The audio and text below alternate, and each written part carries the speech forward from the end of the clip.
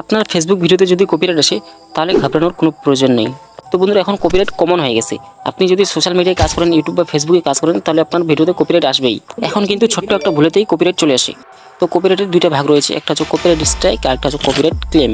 So আপনাকে দেখতে হবে আপনার ভিডিওতে কোনটা আসে। যদি কপিরাইট ক্লেম থাকে তাহলে এটা আপনার রিমুভ করা খুব সহজ। ওটা আসার কারণ হচ্ছে যদি আপনি কারো ব্যাকগ্রাউন্ড মিউজিক বা সং ইউজ করেন তাহলে সেই অনারের তরফ থেকে কপিরাইট ক্লেম আসে। তাই আপনি চাইলে এটাকে খুব অল্প সময়ে রিমুভ করে নিতে পারবেন। আরেকটা হচ্ছে কপিরাইট স্ট্রাইক। তো এই কপিরাইট স্ট্রাইকটা আসে যদি আমরা ইউটিউব বা ফেসবুকে গাইডলাইন ফলো না করি, তাহলে কিন্তু এই কপিরাইট স্ট্রাইক আসে। তো এই জন্য কিন্তু তখন আমাদের চ্যানেল ডিলিট হওয়ারও আশঙ্কা থাকে। তো বন্ধুরা, যদি আপনার ফেসবুক ভিডিওতে কপিরাইট আসে তাহলে এটাকে কীভাবে রিমুভ করতে হয় এখন আপনাদেরকে দেখাবো। তো চ্যানেলটা যদি নতুন হয়ে থাকেন তাহলে চ্যানেলটিকে সাবস্ক্রাইব করে নিন। তো প্রথমে আপনাকে ফেসবুকে আসতে হবে। তো দেখুন এখানে আমার একটা ভিডিওতে কপিরাইট আসছে এখানে।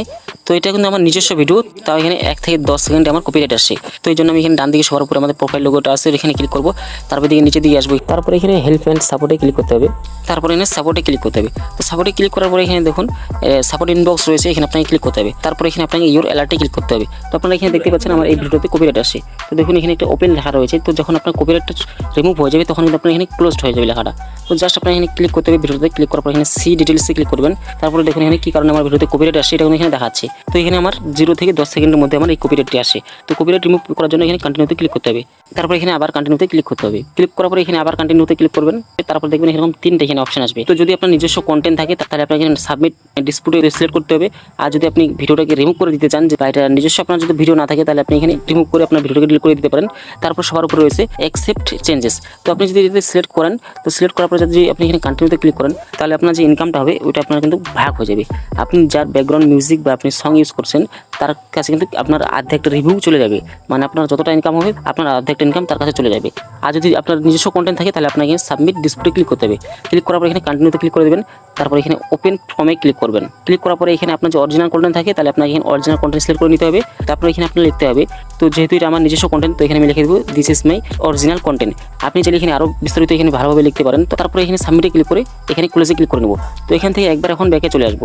তো ব্যাকে চলে আসার পরে আবার আমি এখানে চলে আসবো ইউর অ্যালার্টে।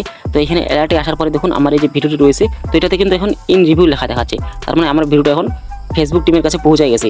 তো এটা এখন ভালো করে তারা চেক করবে। যদি আমার ভিডিওর মধ্যে কোনো ভুল না থাকে তাহলে কিন্তু তারা আমাদের কপিরাইটটা তুলে নেবে ভিডিও থেকে।